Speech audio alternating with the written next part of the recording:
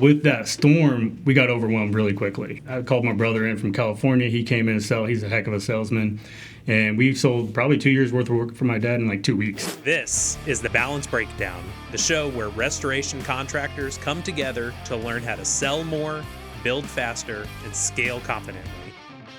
Now let's break it down. Welcome to the first episode of The Balance Breakdown. My name's Adam. I'm your host. I've been in this industry for a decade. I've been with Balance since the genesis. The Balance Breakdown is here to give you monthly insights, tips, and tricks from experts that are in the trenches. RoofCon and IRE just happened. The hot word right now is AI, how people are using AI in their business. You got AI call centers, you got AI outbounding, you got AI emails. You have AI that's even there for your claims management. Balance uses AI inside of our business. Our biggest thing that we've seen is using AI to automate the repeatable and then using humans to scale what's profitable.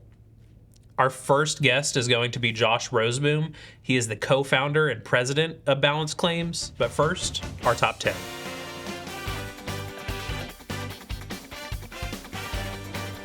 Top 10 things roofers do in the off season. Here we go.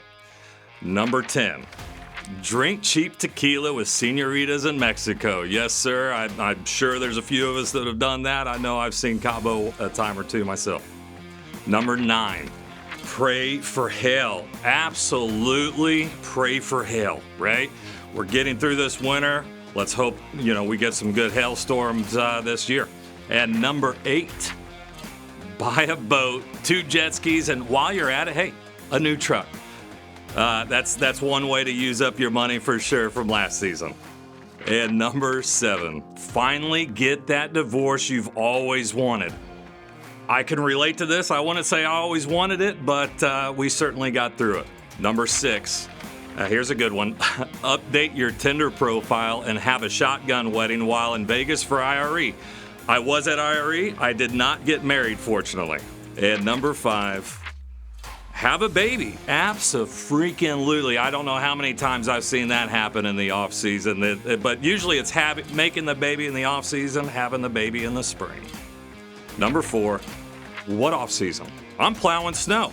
You know what else? Put some Christmas lights up, right? That's a great thing to do. So plow some snow, hang some lights. Number 3, finish that chest plate tattoo. Why not, right? Get some fresh ink on there, let it heal up so you're ready to get out in those sweaty t-shirts this summer. Number 2, add exterior and restoration to your company name. That right there, that should be on like the cover page of the baby book of roofing company names, right? Upgraded that exterior and restoration. And number 1, start a podcast. Yes, sir. That is 100% something you can do in the off season. Build the brand, get some good information out there. It seems to be a common thing. Look what we're doing. Welcome back. Got Josh Roseboom, the president and co-founder of Balance Claims. Makes sense that he's on the first one because we wouldn't be here without you, Josh. Yeah, thank you. Yeah. Well, I'm glad to be on here. We're going to be talking a little bit about kind of the genesis of things, how things started off, what my background is first off. So, well, let's start with that. How did you get into supplementing? What happened before supplementing? Well, contracting. My dad owned a construction company out of Avon, Indiana. We operated a little bit different. We were all hands-on. So every job we sold, we were the first ones there, last ones to leave. We did all the work. Our guys basically just installed. So that's how we operated for quite a few years. I worked with Dad, I would say about 8 years before we had a major hailstorm in our backyard in Avon. I think that was around 2010. And we needed a little help because things were getting kind of crazy. We had some good advertisements. We actually took a banner out on the softball course and had Roseboom Construction on there. So everybody had to drive by and see it. And we probably handled 80 roofs a year max. Did you feel like that was a lot? Oh, yeah, I mean, we're working every day, whether it was installing a roof or doing repairs or anything else. A lot of times we'd get a project going and I'd be out doing repairs all day and then be a gopher for Dad whenever he needed something. But with that storm, we got overwhelmed really quickly. I called my brother in from California. He came in to sell. He's a heck of a salesman. And we sold probably 2 years worth of work for my dad in like 2 weeks. So we were overwhelmed. Multiple projects going a day. And back then, supplementing was a little bit different. I wouldn't really call it supplementing. It was just some obvious things that we needed to install the roof. Like if we saw there was drip edge on that roof and it wasn't on the paperwork, we'd just call the adjuster on the paperwork, say, hey, Sure. I need drip edge on this project. Well, and that's how it was. you know. I mean, I didn't know how to read the insurance paperwork at that point.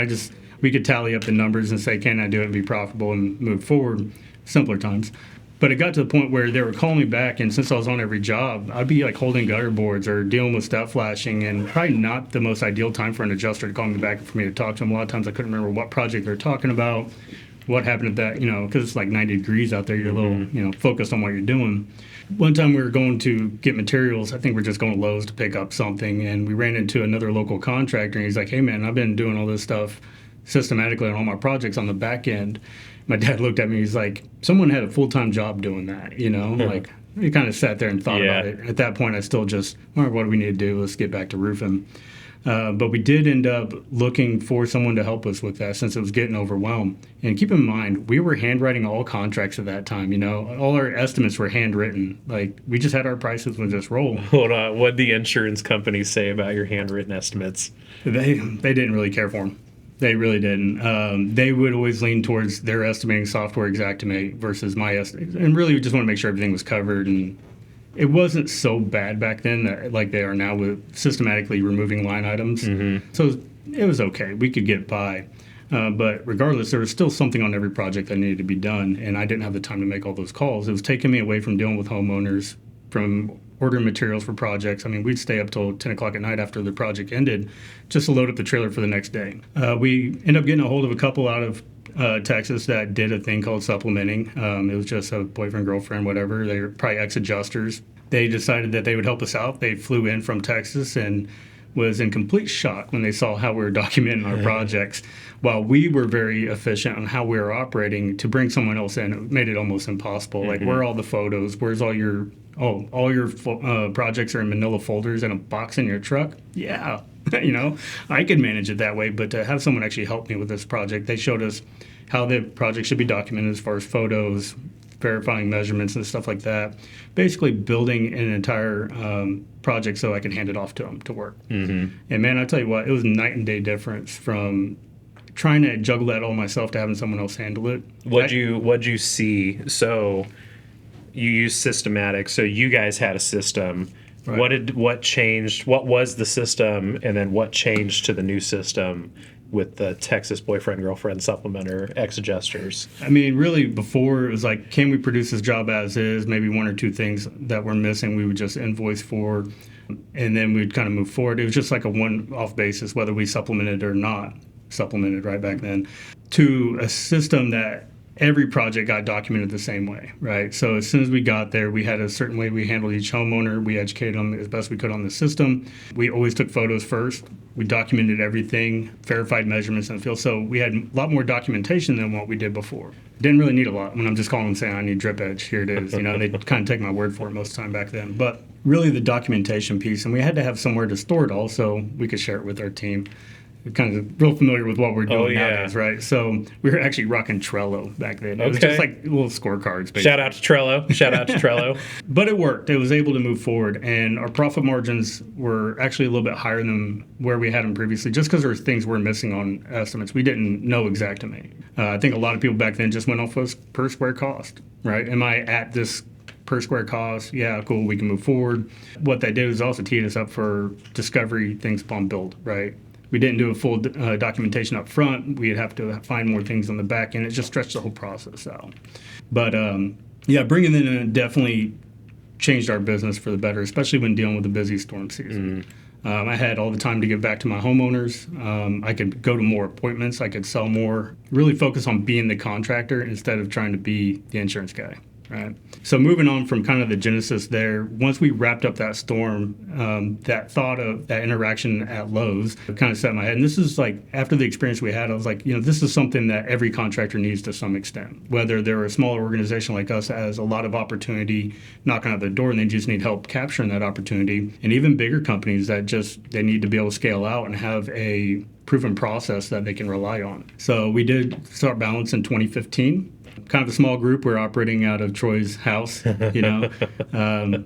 with its own complications, but we just focused on estimating and supplementing, right? I did have a great mentor at the time, Aaron Poland, now in Spartan Claims. He was an ex-CAT adjuster for State Farm, and he was able to elevate my skill set from contractor, the one that installed everything, knew how it all went together, to learning how to estimate and how to take that documentation with the estimate and articulate it to the adjuster that it needs to be done. After about a year, he's like, dude, you need to get your PA's license. And at that time, I was like, cool, I'm going to put boxing gloves on and we're going to get every penny owed for the contractors, right? Problem is, we did that. We did very good, but it took way too long. If you're trying to put the boxing gloves on... What's too long? Oh, we had some that were going like 6 months. Okay. But we would get almost everything we wanted because we basically wore them out, And while we thought we were doing a good job, my contractor's like, man, it took you 6 months. We can't stretch things out like this. So we operated like that for a while. We did drop the PA license and then just focus strictly on supplementing, which is you don't need a license for it. It's an administrative burden that we're handling for the contractor. In the very beginning, we were only operating in Indiana and Kentucky. And we had our first major trade shows. I'm not going to name names, but they're down in Florida was the first major one. And once we started getting other states coming in, we're like, we can do this everywhere, So, I mean, it's been a long journey. Learning how to scale to execute on claims consistently while also being sustainable through the winter. It's been a pretty cool learning curve. Oh, yeah. So early days, that was before my time at Balance. So let's go early days to up when I started. We sat in the same office. We sat in the same office for quite some time. So we got to...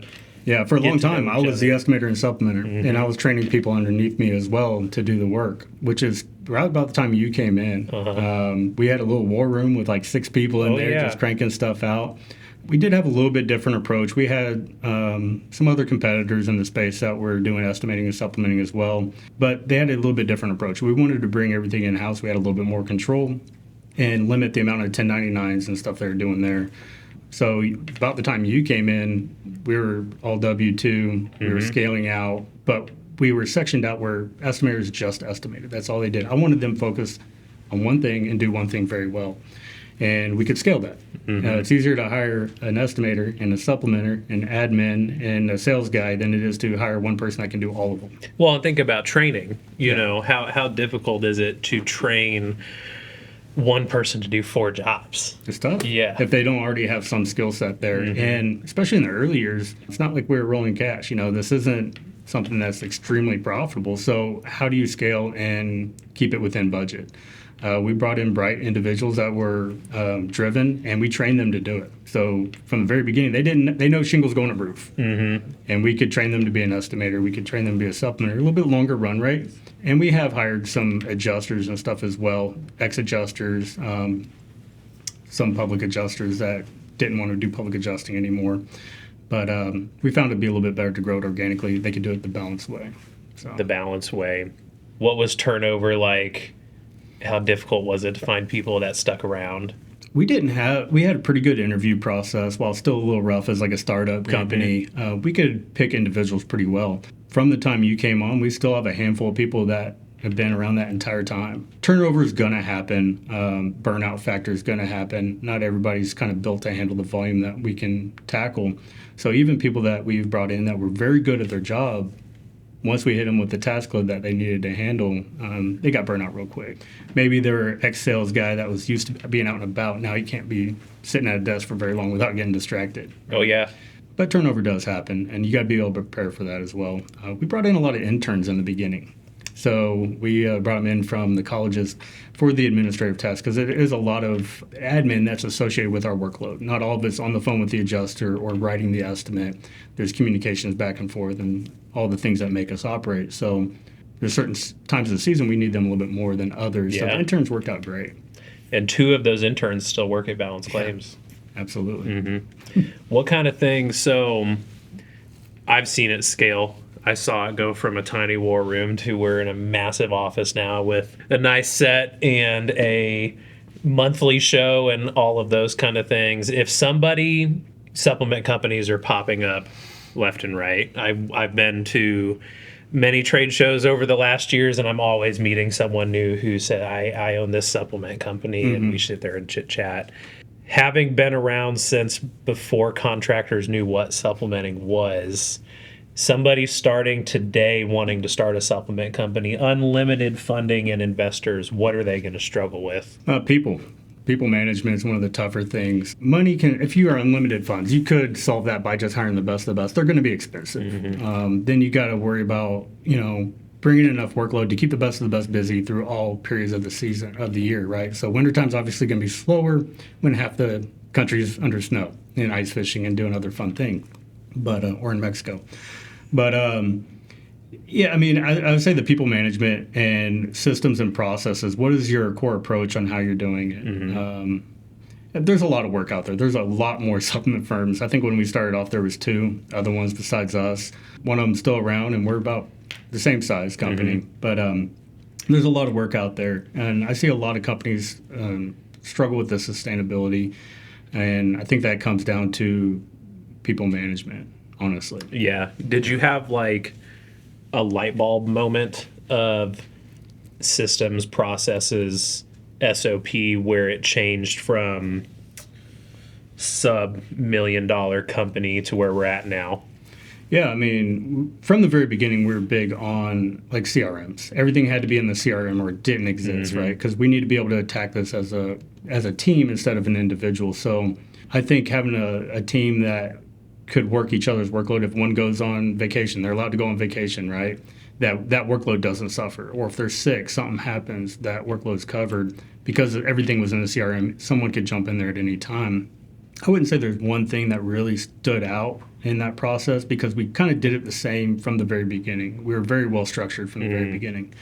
And set up like that assembly line, I think, really helped. I think some companies get in trouble because they have a couple good buddies or individuals they know that are good at it just as they are. And they're like, hey, 3 people, 4 people, we can do a good amount of work. Well, then they get a good reputation because it's highly focused to a handful of contractors. The growth model is the very hardest part. You have a good storm year, you grow, you bring in a lot of people, and what do you do when it downturns? It's inevitably going to, right? So and then they struggle with it. Probably keep people on a little bit longer than what they need to, stretch out cash flow. But then there's some guys that go and tack it a little too heavy. They want to push the boundary of compliance issues. So I've seen a couple guys get in trouble there. But has balance run into compliance issues? You're the compliance officer. We work really hard to stay compliant. We do a very good job of staying in our lane as an administrator for the contractor. We can't do anything that they can't do, right? Let the insurance specialist be the insurance specialist, whether it be a PA or whatever else. We're not adjusting claims or anything there. We're bringing facts and evidence to support the method of repair and what it's going to cost to do that work. So there's really nothing there, compliance-wise, that's too much of a trouble for us. Okay. We've worked with so many people that come and go.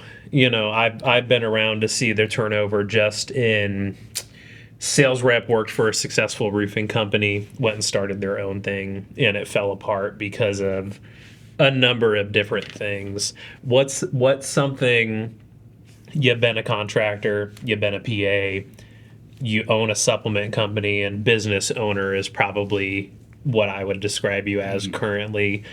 Just from owning a business, what is the thing that people need to know and people need to replicate so they can scale? Well, I mean, make sure you have good systems and processes. You can't eliminate bottlenecks. If you have an individual or something in your process that's creating a bottleneck, definitely do your best to eliminate that, right? From where it started to where it's at now with the industry, because we handle so many files across the year that we get a good grip on as the carriers start changing and as state laws start changing, and we can see it start in Florida and Texas, and then it starts sprinkling across the rest of the country.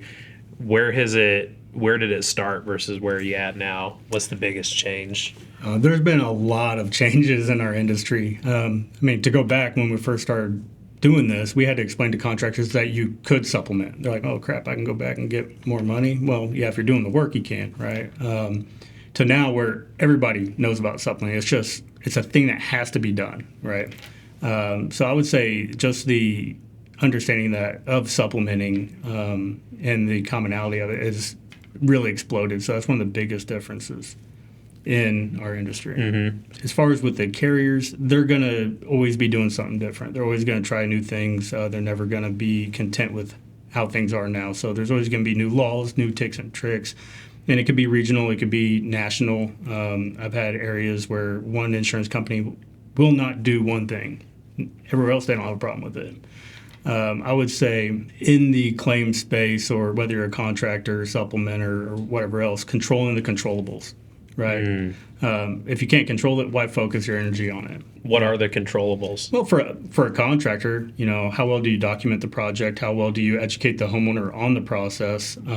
Control your lines. Like, I'm not going to produce a job that's not profitable. So if I can't get XYZ approved and you're not willing to pay out of pocket, I can't do the job. And that probably came into play more with me as a contractor when it came to overhead and profit, right? I wouldn't produce a job that had 100 lineal feet of gutter, maybe one window wrap, and then pressure wash deck if I'm not getting paid to manage all those subcontractors, because I'm paying all of them first. I'm the last one to get paid. So I'll do the roof for you, but for me to handle the entire project, I'm going to need to be paid overhead and profit. So I left that up to the homeowner, right? What their options were, I wasn't demanding one thing or another, and I wasn't going to undercut myself because my time was precious. How did you manage homeowners? I was open and honest with them, man. I didn't have the time to beat around the bush or anything else. This is how it is. Here's how I'm going to operate, control my controllables. They're going to have questions. They don't know what supplements are most of the time. They don't know what all these different components are on the roof. So it was a little bit different back then. I could sit down with them at the coffee table when I was telling them, like, hey, here's the things that are missing on your project. Here's why we do them, what they are, why we're doing them. And they would understand, like, yeah, I don't want you doing my roof without those things being done. Well, now I had an advocate for me, right? Unfortunately, in the industry, I do see a lot where they're not informing the homeowners of the process, what they're planning on doing. And it's actually a surprise to them when the adjuster calls them and say, hey, your contractor sent me an estimate. They're like, he did? Well, that's a losing battle immediately right there. So keeping the homeowner informed was a big thing in the whole it's their project. Yeah. What's your takeaway, what you want people to get out of episode number 1? Make sure that you are set up to capture the opportunities that they want. So if you're planning on doing X amount of work in a year, how are you going to handle those supplements? Make sure you have a proven system and process in place that you can handle that workload, and that there's transparency across the company, and set standards for yourself on what you're willing to accept and what you're not willing to accept. Well, man, I would say you're a good friend of mine. You've been my boss for many, many years. You've seen me grow. I've seen you grow. Thank you for doing this with us. That's episode 1. Everybody like and subscribe. Any topics you want to hear us talk about, put it in the comments below. The Balance Breakdown is presented by Balance Claims. This is a Savage Media production.